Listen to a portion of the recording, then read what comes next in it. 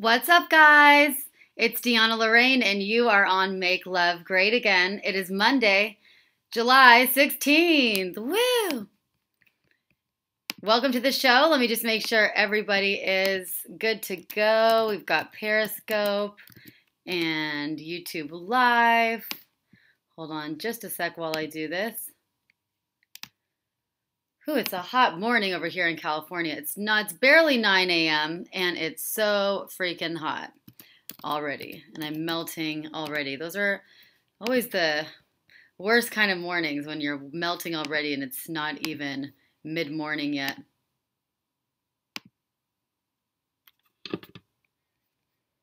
Okay, just a sec while I check the comms. While we're doing that, we can listen to some pump-up music.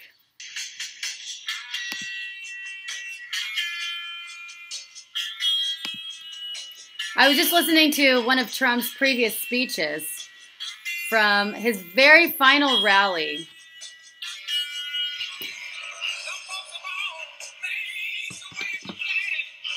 The red, white, and blue.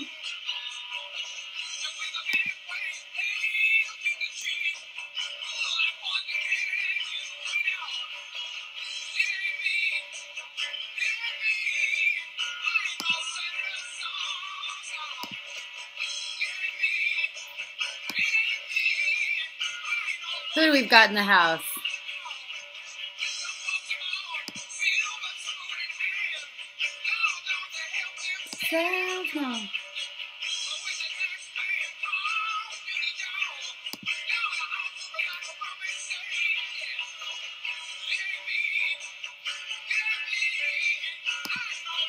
There we go.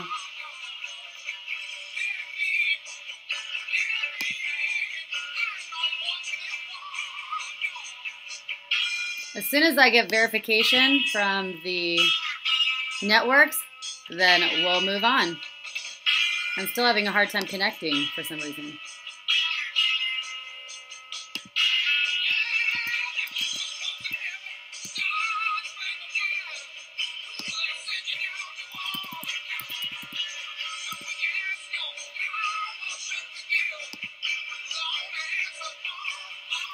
So anyways, I was listening to Trump's final rally, which was his very last rally that he did in Michigan right before November 8th, right before Election Day. And it was actually on the night before, the eve before election, and based on what they keep talking about, it was around between 12 midnight and 2 in the morning.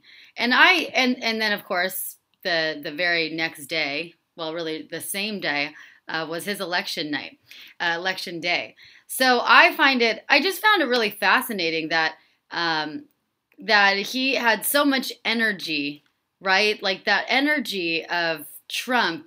I don't care what you say about him, whether you like him or whether you hate him, but we have to at least be able to acknowledge a couple fundamental things about President Trump. That guy's got a lot of energy. Dude has a lot of energy and stamina, more than I think most people do, way more than Hillary Clinton or Bernie Sanders, and I believe way more than anyone his age should have. The guy was up at 2 a.m. campaigning and having this energizing rally, and then the very next day was voting day, and then that night, he again stays up till 3 in the morning at least and gives his acceptance speech. I mean, I'm sure it was at least 3 in the morning that night. And then the next day, has his next campaign. So I'm just, it's kind of amazing to see his stamina and wherewithal. And that he is a fighter. I mean, I don't know how many cities exactly he campaigned in when he was campaigning, but I think it was a lot more than Hillary. And you got to hand it to him. He's got stamina and he is a fighter. He will fight and he does not fear backing down. I just pray that nothing happens to that energy and stamina of his because it's so great. And we need that in the White House, right? We need someone who's going to fight. We need someone who's going to have energy. And we need someone who is not going to back down or be scared or be bought by lobbyists or special interest groups. So I'm just going to play some of it while I'm waiting for confirmation. Are going right through the roof. Yet Hillary Clinton wants to double down on Obamacare, making it even more expensive, and it doesn't work. It's no good. I'm asking for your vote so we can repeal and replace Obamacare and save health care for every family in Michigan and throughout the United States of America. We have to do it. We've got to do it. We don't have a choice. We don't have a choice. Real change also means restoring honesty. How was everyone's weekends? How was everyone's week? I missed you guys. Let's get rid of Hillary. Okay, that's probably... That would be a very good first step. That's a good first step.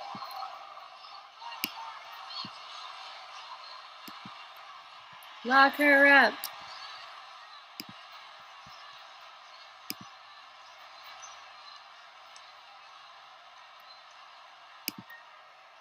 Hillary Clinton is the most corrupt person ever to seek the office of the presidency of the United States.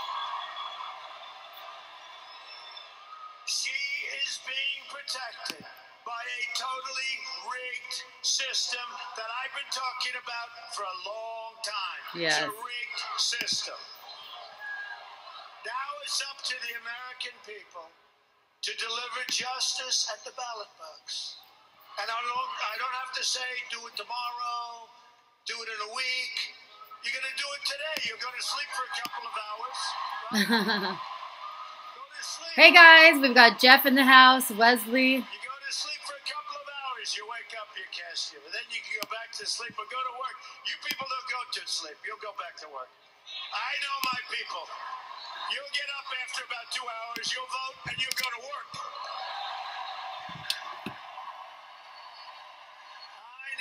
Michigan people. That's so great. I know. I have so many friends here. They work. They don't stop.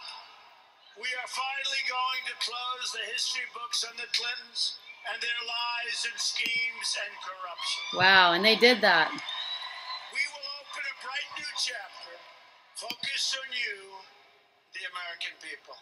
My contract with the American voter begins with a plan to end government corruption and to take our country back from the special interests. So anyways, guys, I missed you guys last week. I missed you, and I'm sorry that I wasn't able to do my webcast on Wednesday and Friday. And I would have loved to do it, but I literally couldn't. And I will explain why in a minute. But I was flying on Friday during the time, and on Wednesday I was speaking. Yes. So, oh cool, Lauren Southern's going to be in Australia. Is she giving a talk? Nice. Well, definitely, DJ, you can absolutely pay for a coaching session to me. Just make sure that you just send me an email and go through my website, send me an email, let me know that you're DJ from the show, and we can set up a coaching session for sure. And you can also, if it's something that could be more general, you can ask in this this webcast, and I can try to answer it if we have time. I bought my sister my tickets to the event. I'm counting down the days. Cool. How fun. Is she speaking with anyone or just her?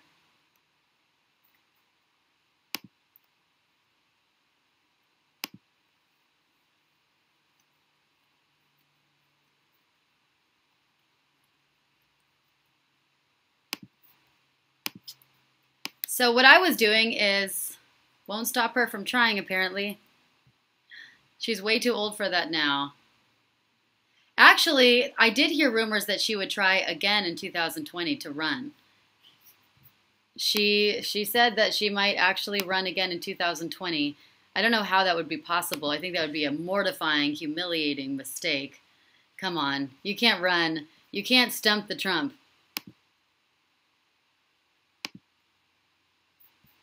So I just have to say that it's so wonderful being around all Trump supporters, isn't it? It's great to be around people who support the Make America Great Again platform. It's great because you feel like you're at home and you feel like you're with your your compadres. So where I was at the Phyllis Schlafly Eagles Conference. I was at the Phyllis Schlafly Eagles Conference, and it was the 25th annual Collegians Eagles Conference. That's what it was. So it was a very large organization. I'm sure you guys probably know Phyllis Schlafly. She is quite the rebel and activist during her time. She's a late Phyllis Schlafly. She died about a year ago. But she has an organization called the Eagles. And the Eagles is a group of conservative men and women around the country. And they fight for conservative values. You know, they fight for conservative values. And she actually fought against the ERA, the Equal Rights Amendment. And the reason why she fought against it, she's a fascinating study. I feel like she's kind of like my spirit animal. She's like an older version of me. But the reason why she fought against it was because she ultimately saw that if women have equal rights, then the society is going to collapse. That's what she figured. She saw that conclusion that I see as well, that when you try to make men and women 100% equal, then you're going to head to societal collapse because we're already inherently equal, right? But there's something to be said about the importance of certain gender roles and certain, you know, the institute of marriage and family, and having men be the main protector, provider, women have to be the main supporter and caretaker. And when we remove the roles of our family unit, then we head for societal collapse and gender confusion. She also saw that in the Equal Rights Amendment, there is, it's really about gay, you know, basically trying to turn our society androgynous and homosexual. So there's a lot of things in the Equal Rights Amendment about gay, about basically pushing for gay marriage and whatnot. And her being coming from Christian values and, you know, being a very strong supporter of marriage and family, she saw the consequences. Again, it's not about we don't have tolerance or acceptance for gays. It's about what the long-term impact of that when we normalize gays and gay marriage, and we start pushing the ideology that gay marriage and gender fluidity is the norm, and heterosexuality and heterosexual relationships are the abnormal. So she was, you would think that would be a no-brainer, but she was a pioneer at the time, because when she was, in her 20s and 30s, I guess, that was when the big, push for the second wave feminism was there. And that was when, women were going around saying a woman needs a man like a fish needs a bicycle, and all those stupid, crazy feminist things.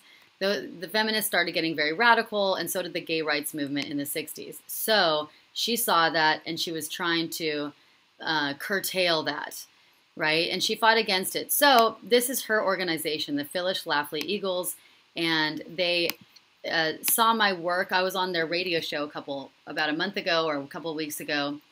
Yes, and she also saw that feminism is basically communism, in disguise. That feminism is basically the branch or a disguised version of communism. It's a front group for communism. She saw that. She gets it. Most people don't, unfortunately. So she started this organization, and they invited me to speak in Washington, D.C. That's where they're holding the conference. She invited me to speak in Washington, and I was, of course, overjoyed to speak. And what did they ask me to speak about? Exactly what I speak about. They asked me to speak about how feminism has been failing women, men, and our country. So, of course, I was overjoyed, and they flew me out there in Washington, and I got to speak, and it was amazing. So I flew in on Tuesday and got in and was just blown away by such a beautiful, wonderful group of people, all pretty much conservative values, and there were college-age kids, high school, young 20s, mid-20s, and early 30s. And I arrived there, and when we got there, there was a little mingle, networking party, and then we had a nice tour of the Capitol. And the tour of the Capitol was actually really cool because we got to the Eagles group have some friends that are congressmen and senators, and they had one of their friends give us the tour of the Capitol. And that was nice because normally when you get a tour of the Capitol, you get someone who's just doing these kinds of tours 10 times a day, and they go over all the generic things of the Capitol. Like this is where George Washington sat, and this is this, and this is that. But they're very limited in what they can really talk about where it comes to Christianity. But because we knew one of the men, the senators who was giving us the Capitol tour, he gave us a lot of great real stories of the Capitol that we wouldn't have normally gotten to hear. And they were stories that really underscore the deep Christian roots of America. Okay, and it was story after story, symbol after symbol in the White House, in the Capitol, of Christian values and Christianity being the root of America.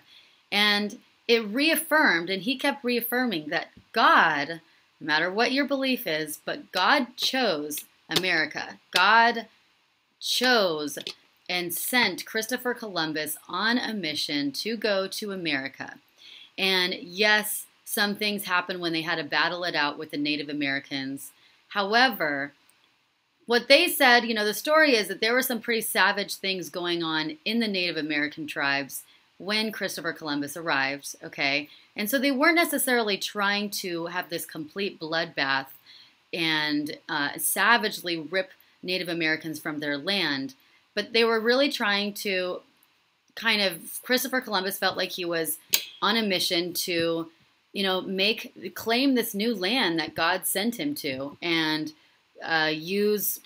spread Christianity. So there was many paintings too inside the Capitol building that depict that, including even the baptism of Pocahontas. So Pocahontas, the real story of Pocahontas was that, she ended up feeling like she was compelled. She felt a calling to marry John Smith. I think his name is actually John Harris, I think, in real life. But John Harris, who is one of Christopher Columbus's tribe members,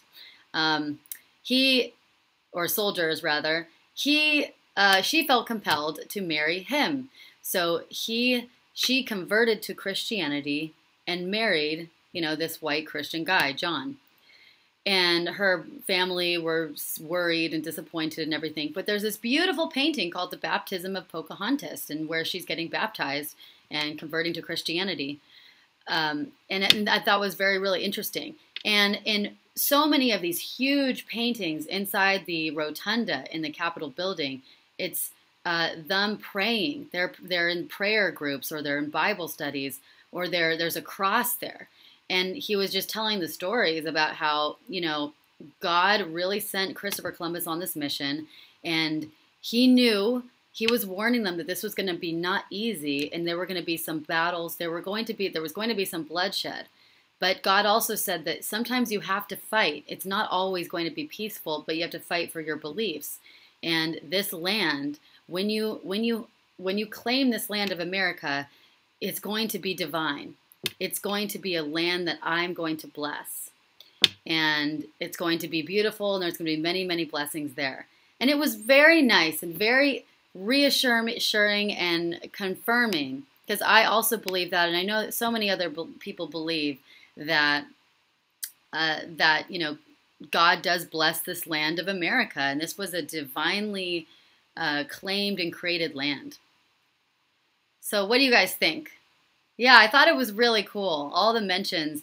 And there was just so many different symbols in there it's undeniable. When people, here's the thing, communists and leftists right now, they constantly they like to tell you that, America was not founded on Christian values. That's just a myth. There's nothing, Christian values aren't in America. And there's so many, it's non-secular. There's so many different things. No, it actually was. There's just the proof is in the pudding. The proof is in the White House, is in the Capitol building. You know, these things have been there for hundreds of years. Trust me, it was founded on Christian values. And God is not happy at all about what's going on. It's like turning into Sodom and Gomorrah. But we're going to, you know, right now we are fighting back and we are winning. So that was my first night that I got in. That was really cool. Then the next day I went to, that was when I gave my talk. And I gave a great talk about how feminism is failing men, women, and the country.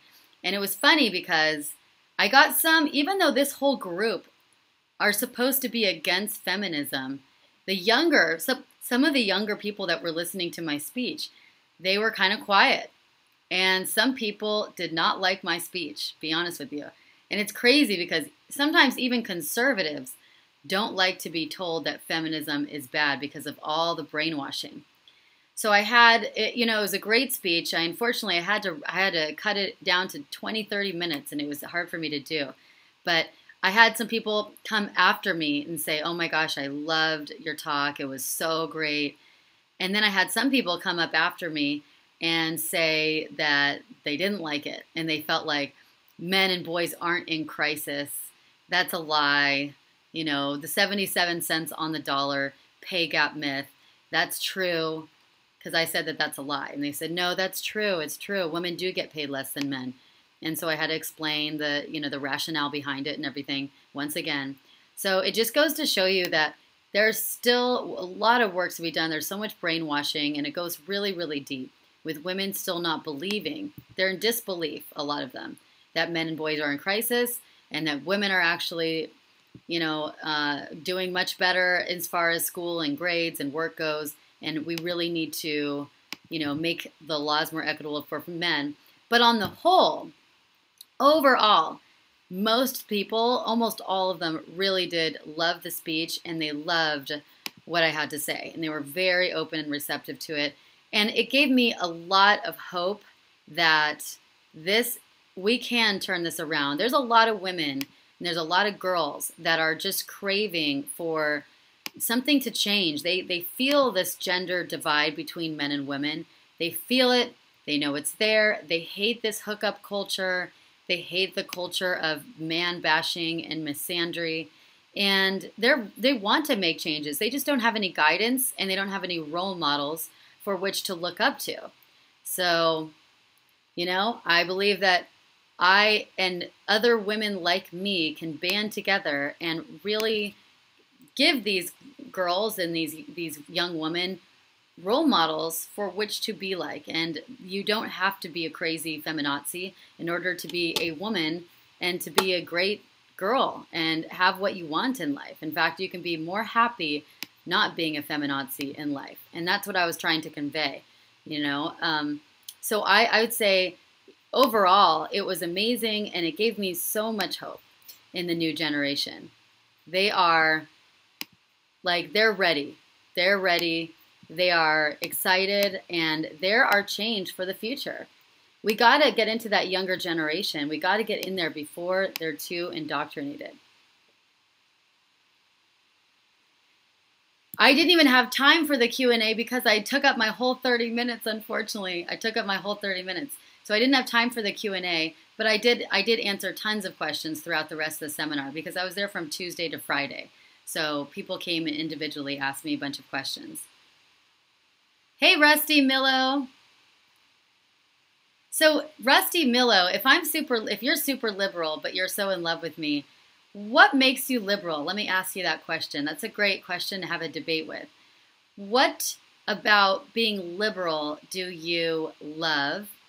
And what is it about, what are your beliefs when you say you're super liberal? What are your beliefs? I'm curious. Russ says, Anwar, beware that the Masons went through a huge change around the year 1800. They were a largely Christian group until then, and they reorganized into the pantheist base that they are now. Ooh. Yeah, the Masonic lounge, the Masonic lodges are actually everywhere. They're kind of creepy. There's even one right here in Redondo Beach. Yeah, Gen Z is more conservative and not willing to be told what to think, and I think that gives me hope for the future. You should be very encouraged, you guys, very encouraged. Freedom of speech. Yeah, I'm curious when people say that they're super liberal, but yet they like, some conservative speakers.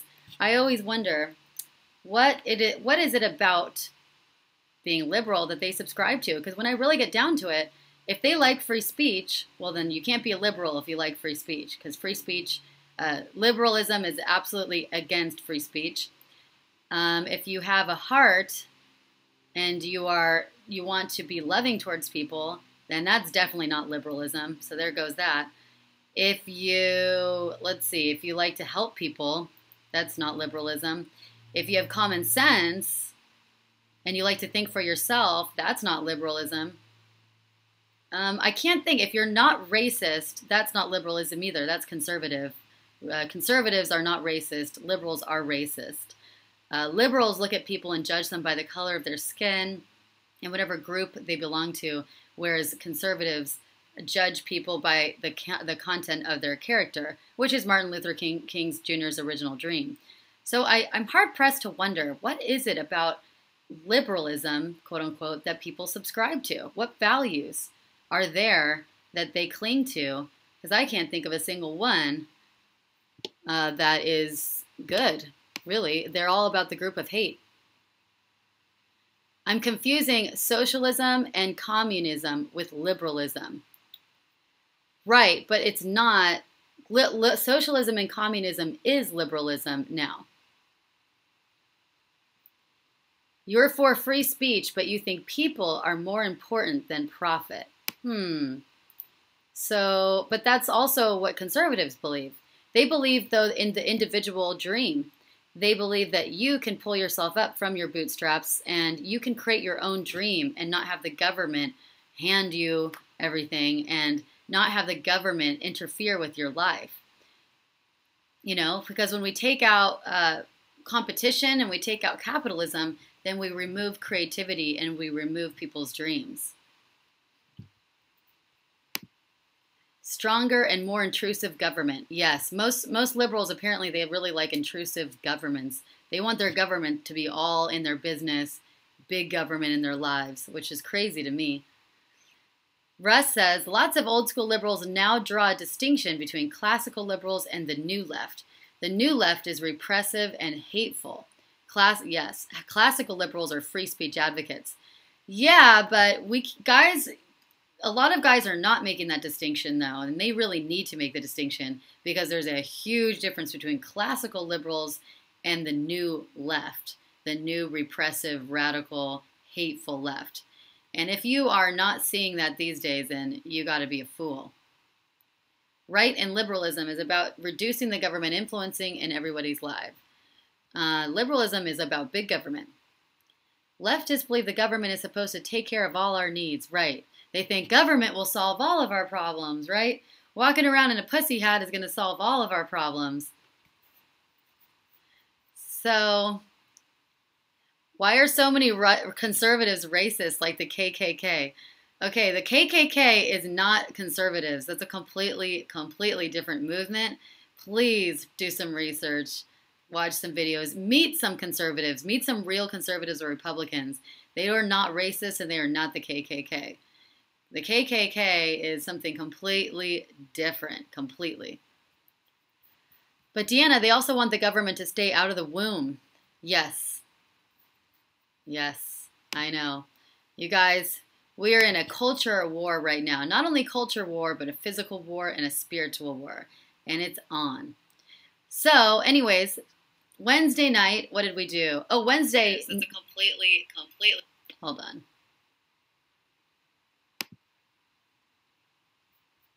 So Wednesday night, I was on Fox News. Woohoo! So you guys might have seen me on Fox News. Let me show you real quick. Yeah, the majority of Jeff Charles says, I'm black and I've experienced more racism from the left than the right. Yeah, I agree.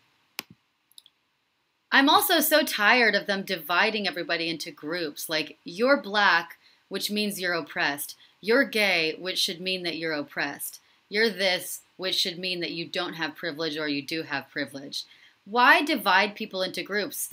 You know, humanity shouldn't be like that. God created us equal, not with any less or more privilege.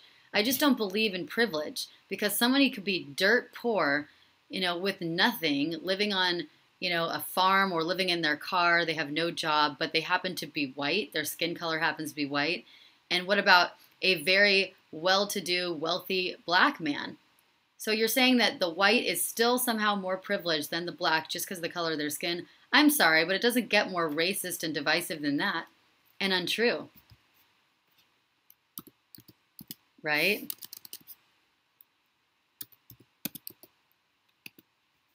That's socialism. The identity politics and the race baiting is just too much for me, guys. It's too much for me, and that's why I subscribe. I don't subscribe to the left or the right, really. I'm just, I would say, a Make America Great Again patriot. Because I don't even call myself a Republican. I am not proud of what the Republicans have been doing. There's a lot of deep state actors in the Republican Party. So I don't call myself a Republican anymore. I call myself a patriot.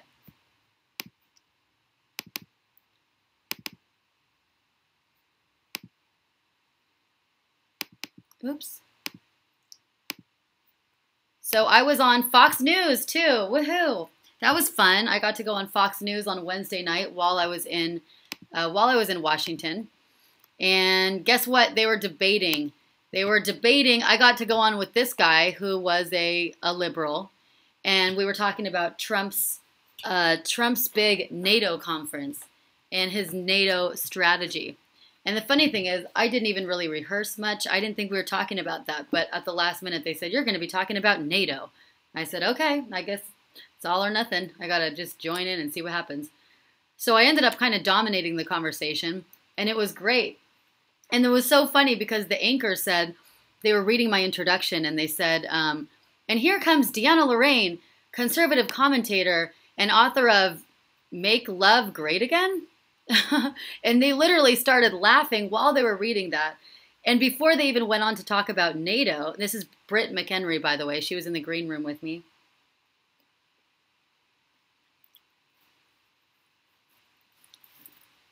She's also really awesome, if you follow her. So before they even went to NATO, it was so funny. They were like, okay, but first we need to talk about that book title. What is that? That sounds really interesting. So I got to talk for a couple minutes about my book. We only had like a 5-minute segment, but they wanted to ask me that, and that took about a minute or two talking about my book. Isn't that hilarious? That was really cool. And then they said, okay, well, that sounds very interesting. We're going to have to get a copy of that book. Now let's talk about NATO. Let's talk about the NATO strategy.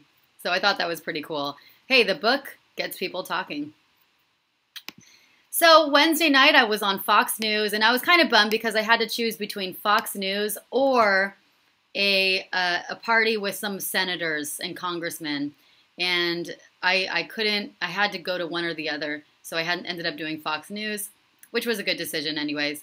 Then the next day, Thursday, we went and we sat in the Capitol building at the Heritage Foundation. And we got talked to by multiple congressmen and people who work for the Trump administration. And they each gave like a 20, 30-minute talk, and including Senator John Teller, who is in, well, I'm short. I'm 5'3". I'm 5'3", so it's probably me. So I was, we had some people inside the Trump administration talk to us, and for a couple hours, and they just kind of came one by one and answered questions, and it was really, really cool to talk to them. It was just a small group of us, about 50, and they confirmed once again that Trump is working tirelessly to end as many regulations as possible. They said there's a whole team of people inside the Trump administration that is just working on ways that they can slash money, slash spending, create more jobs, and cut regulations, like cut this regulation, cut that. He said there's been So many regulations. He said there's about 22 regulations he cuts. If someone says that we need to actually add a regulation, he will only add that regulation if he can cut about 20 more in place of that. So they are tirelessly working. They've been saving the American people so much money. They're really fierce about not being bought. He said that so many people tried to lobby them, have tried to give money to them. They just won't take it. They are literally there just for the American people, and it's amazing.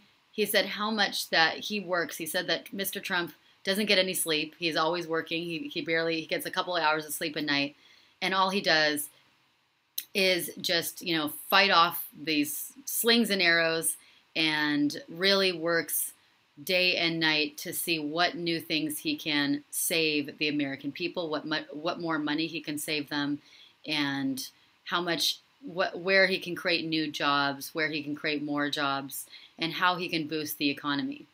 And he also talked a little bit, one guy talked about the space force that he is creating. The also thing is, I don't know if you guys are pro-life or pro-choice, but he said that they are really working to cut the spending for Planned Parenthood, or completely cut off the funding completely. He said that they're literally humiliated that they haven't cut the spending yet. But obviously there's some really big actors that are in place that make it really difficult for them to completely cut off Planned Parenthood, because they, there's a lot of loopholes they have to get through. But they said that they're very, very against Planned Parenthood in the administration. And they were also working towards, what did he just do? What did he do? He was talking about, there's this new bill that they passed where before, if you were a woman or anyone who was a nurse or a doctor, they could essentially, your employment could force you to perform an abortion, even if you don't believe in it. And he was just telling me some horror stories about, like for instance, a nurse who did not believe in abortion. She was a Christian, and her employer lied to her and said, you have to perform this abortion. You have to perform it. And this woman, it's a matter of life or death, and you're going to lose your job if you don't do it. So she gears up to do the abortion. She goes and looks at the woman, and the woman was clearly not in pain. It wasn't a matter of life or death at all. And guess what? It was 22 weeks old. 22 weeks old. So she started crying. She said, I can't perform this. This is just against my beliefs. I can't do it. And her employer basically forced her and said, you're going to be out of your job if you don't do it. It's a matter of life or death. So she, had to do it. And she said she still has nightmares of her and the doctor basically amputating. I can't even get through it, but, cutting the limbs and body parts of the child, at 22 weeks old, and dismembering it. Really, really scary stuff, really sad stuff. And so they are, Trump, I believe, passed a bill that separates that. And you do not have to perform or do anything that your religion does not allow you to do. And that goes with the, the bakers of the cake too. Because that's just completely inhumane, and no one should ever have to do that. And I guess since he's opened this or passed this legislation, like, I don't know, 800 cases have been brought to his attention now of people that have been forced to perform abortion or something outside of their beliefs against their will. So that's another great thing, right? So there's a lot of cool things. They're really working hard on the immigration crisis and the immigration crisis and the healthcare bill, the Obamacare. Tirelessly with immigration, but they're trying to make everybody happy and get it through. And he said, in Trump's heart of hearts, he does not really want to give amnesty to all those people or to give them a pathway to citizenship necessarily, but it's the one thing that he can do that gives them something so that he could negotiate. So anyways, it was very cool. It was very cool to hear people that actually work alongside him every day talk about the inside scoop. Really, really neat. And what else? Let's see. Oh, and then that night, I ended up going to the Trump Hotel. Woo! And the Trump Hotel was very, very cool. Let me give you, you probably saw this picture. She really does look like a giant compared to me here, huh? Oh, and these are some of the pictures of some of the girls that I was speaking for. They were so cute, aren't they? All these beautiful, fresh faces. So great. All they want to do is learn. And this was taken at the President Trump Hotel in Washington, D.C. And it was so great. Oh my gosh. It's kind of funny because you know how you can tell a lot. Oh gosh, people are saying there's an apologist for racism. So, you know how you can tell a lot by someone based on their home? I think that you can tell a lot about a person based on their home and their house and their environment. I believe that's true because I believe their home and environment is an extension of them. So I thought it was really cool. I hadn't really been hanging out in a Trump hotel for much. I don't think I can't really recall any time I've done that. But people in Washington kept recommending that I just go and hang out at the Trump Hotel. So I did. So I went there and it was amazing. I couldn't leave. I unfortunately had to go because I had to meet someone after that. But I didn't want to leave. I felt like I could have been there all day long, all week long. Because the minute that you step on the Trump grounds, the people immediately, the workers come out and greet you. And they're the kindest people ever. Every single worker, from the doorman to the bartender to the concierge. I mean, the friendliest, nicest people wanting to make you feel welcome. And you can just tell that they're happy and that they love working there and that they're just hospitable. You know, you can tell that it's bred from the culture of the Trump organization and the Trump hotels. And then you get there and everyone's just hanging out. People are just sitting on the couches, working or eating or talking, and they're just comfortable there. People just look like they're really comfortable and they look like cozy and they look like they're at home. And then I had a couple drinks at the bar, and then I go and I walk to the bathroom. I'm like, wait a second, I think that's Rudy Giuliani. Yeah, I think it is Rudy Giuliani. I did kind of a double take. And then he said, hey girl. And I was like, oh my God, he said hi to me. And then I decided to just come over. I said, hey. And then I came over and just wanted to make sure I wasn't going crazy. And sure enough, it was Rudy Giuliani. I said, Rudy.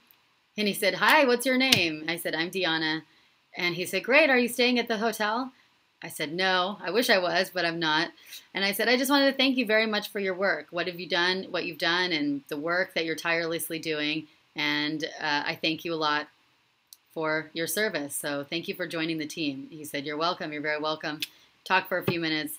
And then I just left him alone because he was hanging out with someone. And he was there for a couple hours. And I said hi to him again when I went to the bathroom later. I should have taken a picture, though. It would have been a great picture to take. Really. But next time. I guess he hangs out there a lot. And Charlie Kirk was there the day before. Unfortunately, I just missed Charlie Kirk. But he was there. And apparently lots of famous people there. I'm 5'3". Someone just asked me my height in the chat room. I'm 5'3". 5'3" of fire. So it was really cool because when you look around at this magnificent hotel, it was magnificent too. I mean, gold everywhere. The bathroom is gold. Everything is just gold and beautiful, luxurious, and comfortable. It's kind of hard to imagine someone being this horrible, racist, misogynistic person, you know, because it feels like the culture in his hotels have bred this kind of person that is just hospitable, warm, not racist at all. Obviously, all of his workers are shades of different colors, you know, black, Indian, Asian, Filipino, white. You know, nobody there is racist. And I would be hard-pressed to imagine that anyone that even works for Trump would think he was racist. And that's what boggles my mind. He's got workers all over the world. I don't know how many people he employs, but it's got to be in the hundreds of thousands at all his hotels and all his establishments and all over the world. It's got to be a couple 100,000. And these people must get tired of hearing this fake news about him. I would hope that they would stand up for him. I would hope that. Because I would ask him privately. I also made friends. One day I went out with the concierge at the Trump Hotel. We had a great fun. We had dinner, we had drinks, and we talked for a long time. He became a friend of mine, actually. But I was asking him, personal stories about Trump and everything, and I asked some other doorman personal stories. They said that they never said anything bad. They said he is the nicest guy ever. He sometimes just slips them $100 bills or $500 and just tips them all the time randomly just to make them smile. And he is extremely, extremely nice. And I got that from everyone across the board. And the concierge works pretty personally with him. Thought that was really cool. Another cool thing is when I was hanging out with the concierge guy, the concierge was asked by someone gave him a package to give to Donald Trump Jr. And it was really funny. He said I should not be doing this, but we had a couple drinks, and he opened the package in front of me, and it was a letter. It was trying to basically, there's some information in there that's highly classified. I believe it has to do with QAnon, but there's some highly classified information there that's basically helpful for them in taking down Hillary Clinton and some of these other really bad actors of the deep state. There was some very helpful classified information there that's going to help them out. So it was really cool to be able to open this letter with him. The letter it wasn't like he had to rip it open. It was kind of in this box with the concierge, and he let me do it with him. It was just cool to see all this insider information because he gets packages and letters all the time that he's supposed to give to Donnie Trump Jr. or President Trump. Yeah, we had a lot of fun. It was cool, but there are nuances. Wow. So what else did I do? Let's see. Then I went out with a pilot on Thursday night. That was fun. And that was that. And that was my time in Washington, D.C. And again, it was really cool to be around. Oh, you know what? Let me get you some books. Hold on one second. Let me just show you some books real quick of the people that I was with.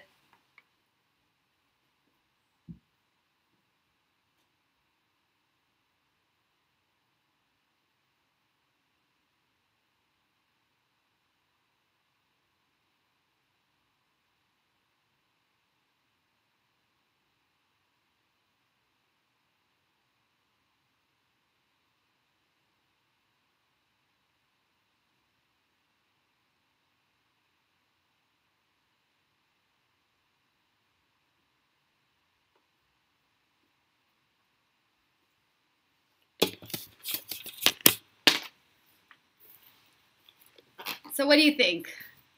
So these are some of the books that I had that were given to me because these were some of the people that I was around all week long. The Flip Side of Feminism. This is a great book. This is by Miss Phyllis Schlafly herself and her niece. Great book. This book is actually quoted quite a bit in my book. It's sourced in my book. Phyllis Schlafly Speaks.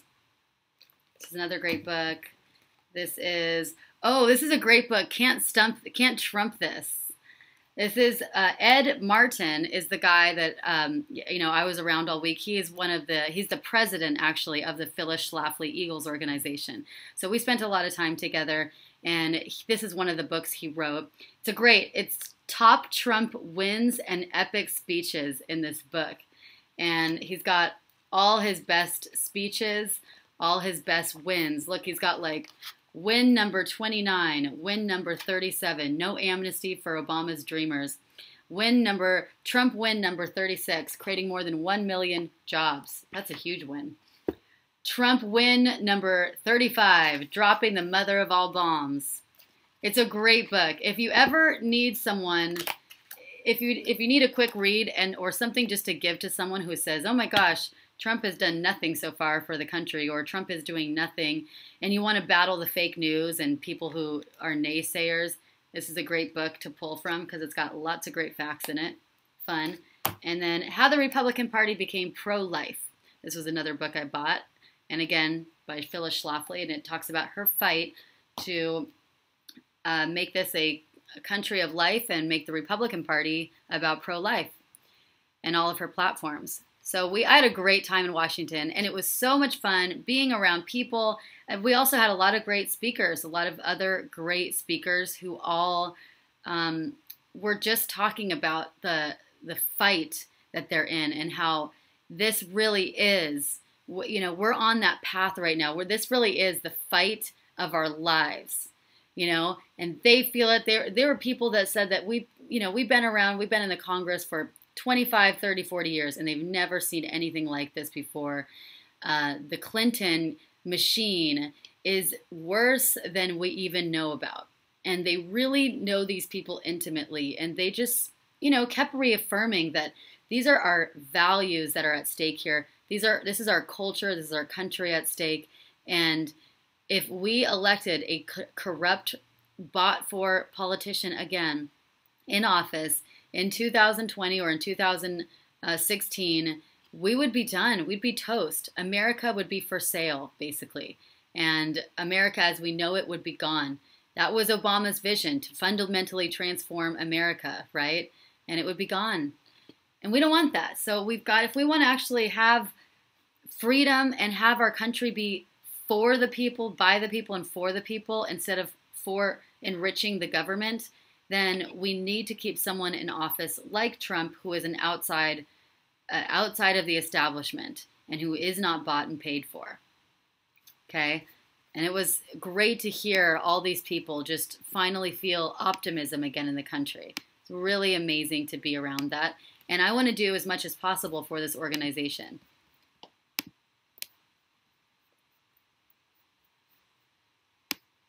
Let me just check in the chat room here. He still hasn't built that wall because they're stopping him from building the wall. They're stopping him on every single front. He can't build the wall. They won't let him, but he's going to do it.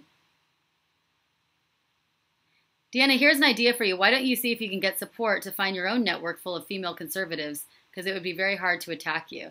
That is what I'm trying to do.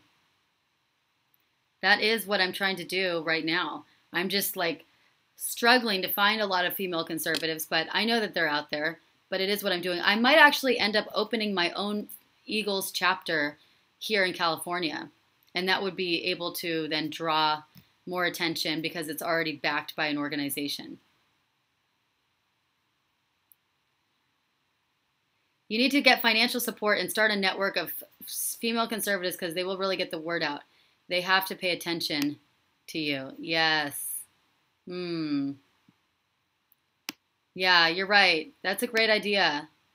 I really need to. Oh, yeah, so the receptionist story. It was so funny.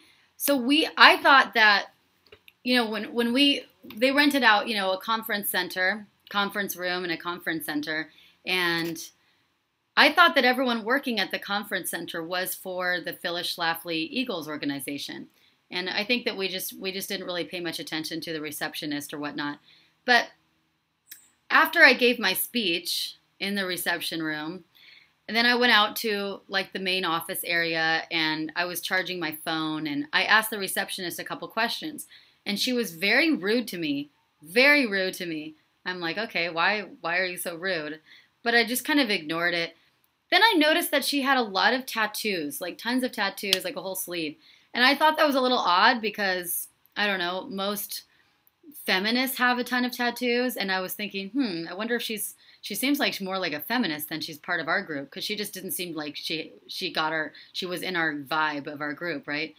And I try to pay no attention to it. But I just noticed every time I went in the conference or past her, she would just give me this stare down. So rude. And I was like, what the hell? So finally, I asked one of the guys, Ed Martin, actually, I said, hey, by the way, is that the receptionist, is she one of us? Is she part of our organization? And he said, no, she's not. This is just a reception conference center that we rented out for the 2 days for the conference room. I said, oh my God, that is so funny. And he's like, yeah, I didn't realize that either. But I guess I found out later that she was this flaming liberal feminist girl. in the receptionist. And I was like, oh my God, that is so funny that here you are, like you're a feminist and you have to sit through 2 days of these conservative speakers talking about how great America is, make America great again, how terrible feminism is. I just imagine like this girl like crawling in her skin and texting all her friends and Snapchatting like, oh my gosh, I'm in this seminar full of Nazis and misogynists and racists. Oh my God, shoot me now. So funny. So I was kind of having a laugh thinking about what she must have been going through for those 2 days after hearing all of that. Does that mean you would leave the New Right Network? No. Why would I leave the New Right Network? I would make my own organization. I would create my own organization or my own chapter just for conservative women. And this is just to like, gather women in my network. Not for Black Knight. I know conservatives who have tats. Obviously, it's not a one-size-fits-all. Absolutely not. I know a lot of conservatives that have tats. I'm just saying most girls, let's be honest, most girls who have a full sleeve of tats typically are feminists. Not all, but most. I don't know many conservative girls. Conservative guys having tats, I think that's kind of hot, personally. But girls having tats, not so much. Or maybe she was just jealous of my beauty. Thanks, Veg Knons. Rusty Millo. There's double messaging here is going on. You know what's funny though? I have another funny story. You guys will get a kick out of this. Wait till you see this.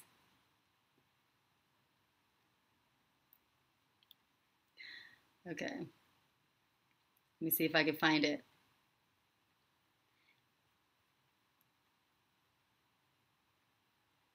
Where is it? Sorry, guys.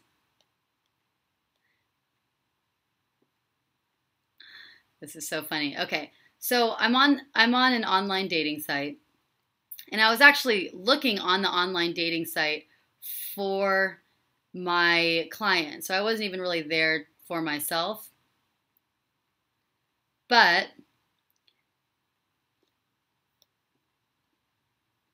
hold on. Trying to integrate this into the story, guys, before I say this.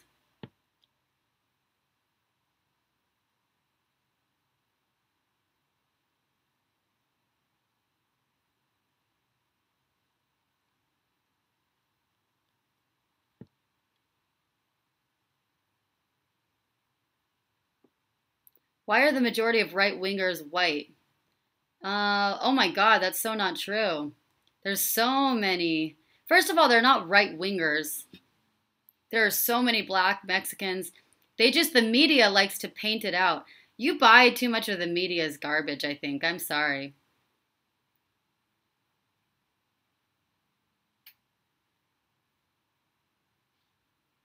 You can't buy the media garbage. You really can't. So what I was saying, as soon as my pictures send, so this guy insists on meeting me. And he actually seemed like a great guy from his his profile and stuff. I'm like, wow, this guy seems like he could be a great guy. He seemed really funny and smart and interesting. And he's like, I really, really think we should go on a date and meet me. And I said, okay, but I looked at his profile, and the one thing that was wrong was that he put on his page that he was a liberal. And I said, oh, you know what? I just noticed your politics. I don't think we get along too well. And he said, why? I think that we can put it past us. I think that it probably wouldn't be that big of a deal. I think that it's fine. And I said, okay, I don't think so, but we'll see how that goes. So he insists on getting my phone number, and then give him my phone number. He texts me, and the conversation barely lasted like a half hour before it got completely destroyed. And it just goes to show you that in this time that we're living in right now, it's pretty hard to not have that integrate into your life, you know?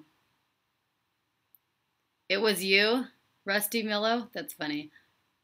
Why is this not sending? This is so frustrating.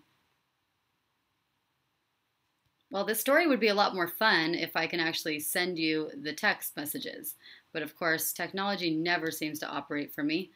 If only I had someone that could just work the tech stuff, that would be great.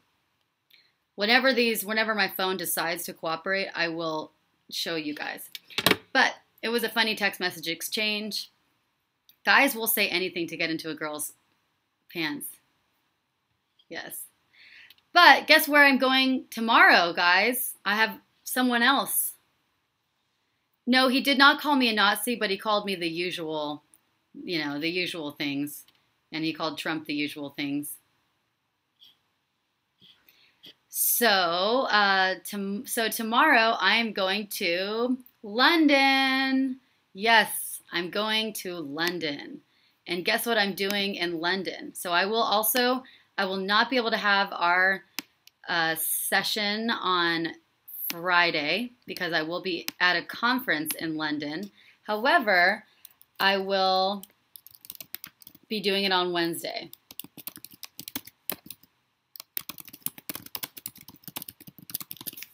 So I will be flying out to London tomorrow morning, going to London, and I'm so excited. I'll be there from London from tomorrow until Saturday, and I'm going to be there for the International Conference on Men's Issues. Woo! The International Conference on Men's Issues 2018. And guess who's also going to be there? Everyone in the men's issues industry. Karen Strawn is going to be there. She is the keynote speaker. Karen Strawn, Paul Elam, Cassie J of the Red Pill, and so many other people that are big, well-to-do players in the business of men's issues. So I'm just going to show you real quick, and I'm so excited to be there this year. So this is the International Conference on Men's Issues 2018 this week, and let's look at just some of the speakers. I wish that I could be a speaker, but I got in too late. They booked this months ago. Mike Buchanan, the party leader, he will be there. Equal rights for men and women, and he's a British anti-feminist author, men's rights activist, and gender equality activist. Karen Strawn, of course, you guys probably all know her. She is the keynote speaker.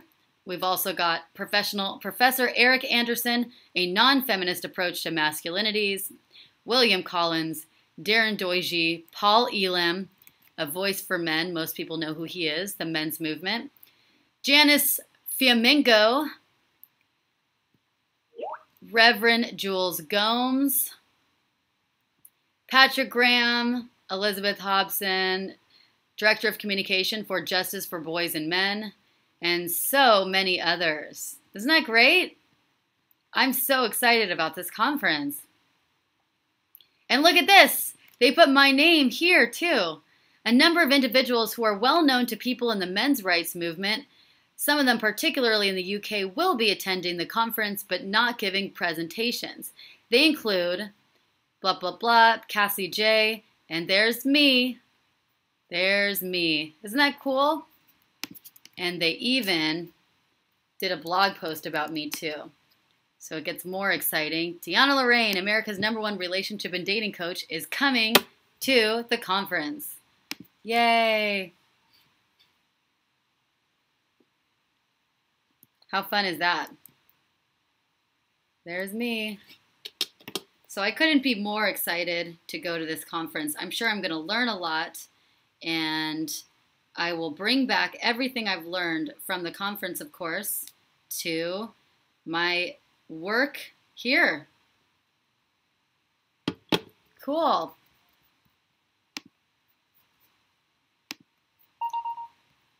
Yay! Who's excited about the men's conference and the Phyllis Schlafly conference?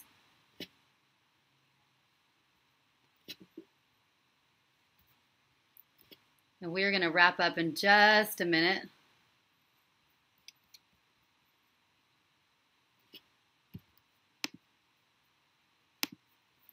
This is like the summer of conferences and learning. I've been learning a lot this summer. I've been going to a lot of conferences, and it's been really great. I'm excited. All I want to do is just keep on learning.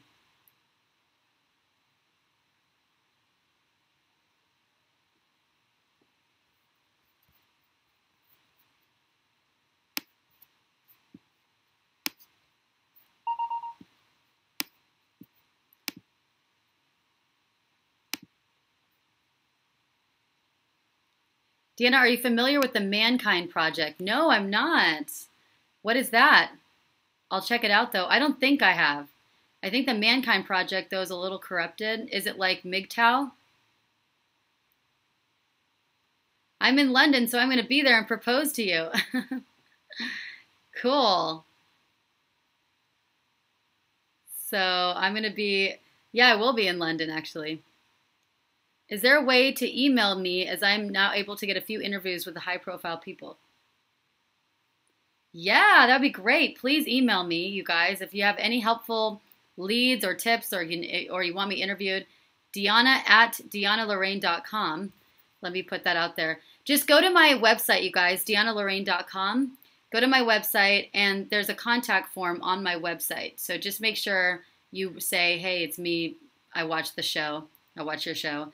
And you can just contact me right through my website. So just make sure you know what my website is, DeAnnaLorraine.com.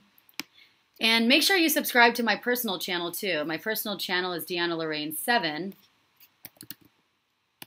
DeAnna Lorraine 7, DeAnnaLorraine.com. DeAnna@DeAnnaLorraine.com. Okay, guys?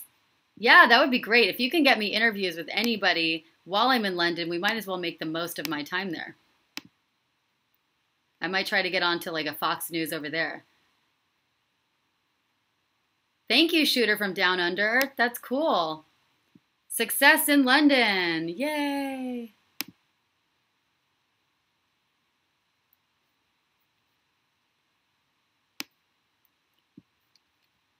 And we heard about Papa John's. We didn't even get to go to talk about Papa John's today, but it's so sad what happened with Papa John's. He's getting fired from his own company. He has to step down from his own company, and they told him that he can't even work inside his own company that he founded. Why? Because of one comment that he made on a conference call during a role-playing exercise that they found offensive on the other line. I think that is despicable. That is the epitome of anti-free speech. That is the epitome of censorship. We are really living in a third world country, in a communist country where we can't even say anything, do anything, right? Without it being highly monitored and policed.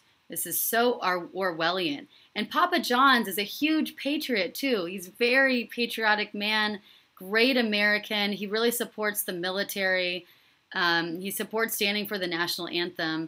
He's been a big face also in sports broadcasting and serving pizzas, right? Why are we going to make Papa John stand down? That's so sad. It's like exactly what they did to Roseanne.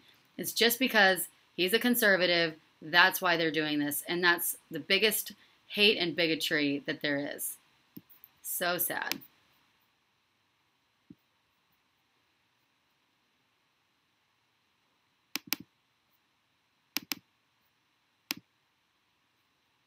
Oops.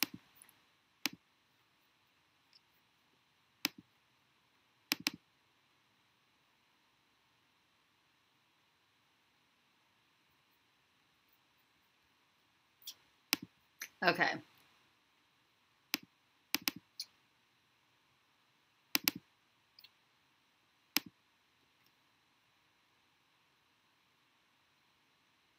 Trying to do a quick picture. Here we go. So here's that picture. So you guys, I was just testing him. I had a feeling it wasn't going to go anywhere. So I was just kind of throwing a comment out just to kind of test him and see how far left wing he was. So he sends me a picture. This is the guy from the online dating site. It was kind of funny. He sent me a picture and he says, "Me last night." And I said, "Sweet. Looks like the Trump Hotel." because it did look like the Trump Hotel. It looked exactly like the Trump Hotel, but it was kind of funny. He said, ew, Plaza Hotel, thank you. And then I went and did this. This is just to tease him because I knew this wasn't going to go anywhere. I said, see, the conflicts began already, LOL. And he says, apparently, yes, I genuinely despise that man on a quite visceral level. And I says, oh, but you seem so intelligent and educated otherwise. You seriously think Clinton is more moral and would make a better leader? Kind of funny. And then he writes back this. I said, have you actually researched in depth into her and her husband's past records and those surrounding them? Only curious. And he says, I have followed politics since I was 4. Her ethics attacks and character assassinations are irrelevant, really, and also erroneous for the most part. Her conviction, her intelligence, eloquence, grace, and demeanor made her the most qualified candidate I have ever been proud to vote for, as opposed to a twice-divorced, whoremongering womanizer whose morals are worse than fecal matter.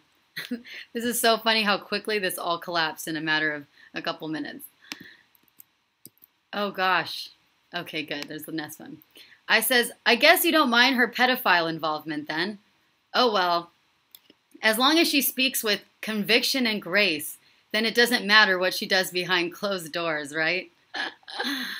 And then I said, I guess it's the worst of two evils. Hillary's crimes are sadistic and unforgivable. So funny.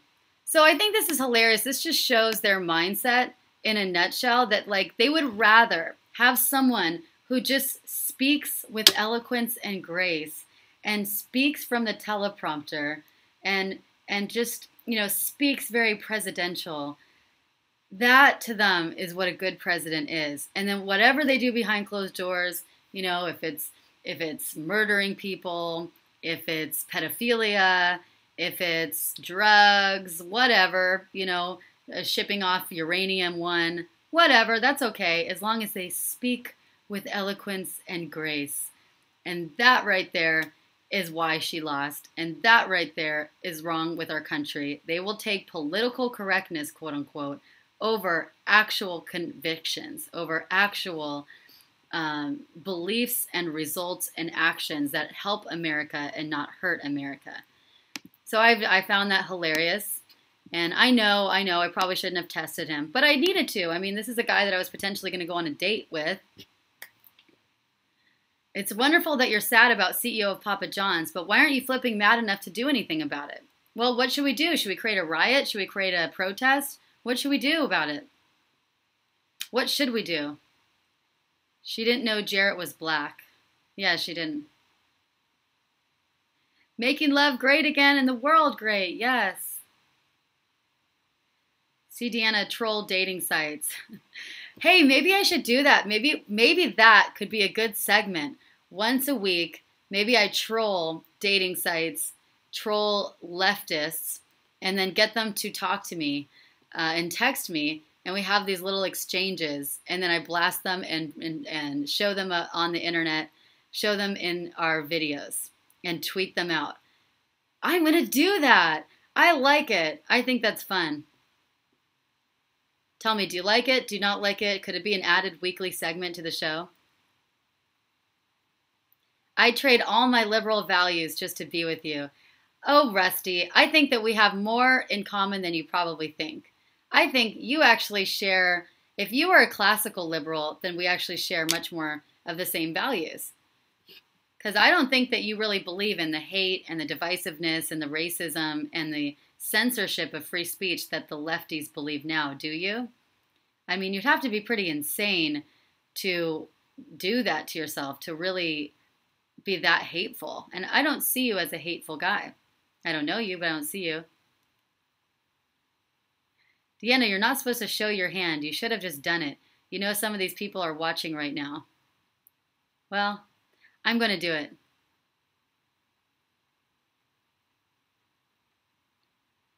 He was such a fool. He should have just lied and pretended to be conservative so he could meet you. Yeah, but I would have found out anyways, though. I would have found out anyways. I'm going to do it, you guys. I'm going to start doing it. It's going to be really funny. And maybe that could be a whole new viral thing. So, we don't know when she will exactly. Peter Charles is a liberal, but he always opens his arms to others to learn more. Good. I'm just so curious why you would be a part of the Liberal Party now, knowing everything they stand for, knowing that they're the party of hate, divisiveness, racism, and censorship of free speech and opposing viewpoints. How could you call yourself still a liberal? I don't get it. And this is why the hashtag walk away movement is so big right now. Hashtag walk away. You guys should Google it. Put it in your Twitter. It's really eye-opening, I think, for a lot of people to see what's going on there because it's really scary. Anyways, it is time for the closing prayer, guys. I've gone past my hour. It's time for the closing prayer. I love you all.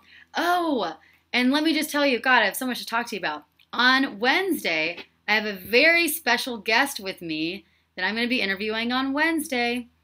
You're going to love this guy. His name, Mark Edward Davis. You're going to love this guy. He is awesome. What he does is he runs these romance tours. Yes, he runs these romance tours, and he puts together these tours of women. Basically, a man goes to this company, and Mark Edward Davis creates a romance tour for them with, 8, maybe 5 to 10 women that the guy will see and go on dates with, all in one trip. And then by the end of the 9 days, the man will have chosen the woman for him, the woman that he connects with the best. And then they go out to this big gala, this big ball, have a blast. And, the purpose is to marry. The purpose is to be in a relationship that leads to marriage. And a lot of these women are European women, Eastern European women, some South American women, some Western women, but most of them are like Eastern European. And he vets them, and he makes sure that these are not women that just want a green card, that they're not women that just want to be married to anyone or married for the wrong reason. But he has met his own woman through this way, and he's been happily married for years. And I'm wanting to be on the show because I want him to give hope to men out there that there are some wonderful women in the world that have great values, that believe in men, that aren't crazy feminists, and that are worth marrying and that are worth having relationships with. There really are those women out there. You just have to look for them. And a lot of them are not in the United States, I have to say. A lot of them are not in the United States or Western Europe. A lot of the West has kind of killed those sweet, traditional, feminine values in women. But that's why he's taken it upon himself to create these romance tours and this company just for men seeking women who have more traditional values and who are feminine and really great girls to marry. So I think he'd be great to have on the show to bring some hope and inspiration to you men out there who think that love is impossible. Love is possible with the right woman. So he's going to be on the show on Wednesday, and I'm really excited for you to hear from him. Great guy. Really smart, really knowledgeable, and it'll be excited. And maybe you guys might think about going on one of these romance tours. If the Democrats lose the trust of the minorities, they're effed. Yes, it is.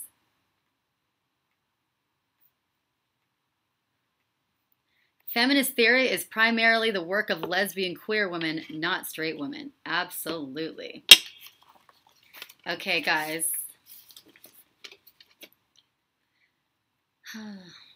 And on that note, I do pray that more women and men see the light and can open their hearts to love instead of hate, can open their hearts to unity rather than divisiveness, can open their minds to truth rather than lies. I pray for love and protection for a great president and his family and all those working for us, that they remain safe and resilient in the face of so many forces working against them.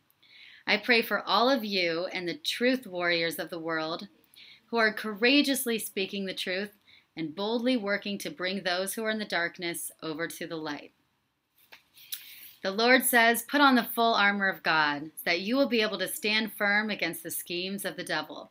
For our struggle is not against flesh and blood, but against the rulers, against the powers, against the world forces of this darkness, and against the spiritual forces of wickedness in heavenly places. I pray that all of you find true and lasting love, and that God puts an incredible partner to be with you on this journey and bring you the beautiful family, the joy, and all the blessings that you deserve. And lastly, we know that good conquers evil, that love conquers hate, and that together with God's help and grace, we're able to make our country and our world great again. Amen. All right, guys, you're amazing. I love you. Stay strong, stay vigilant, stay loving, and I will see you on Wednesday in London, live from London at the men's conference. Bye, guys. Kisses.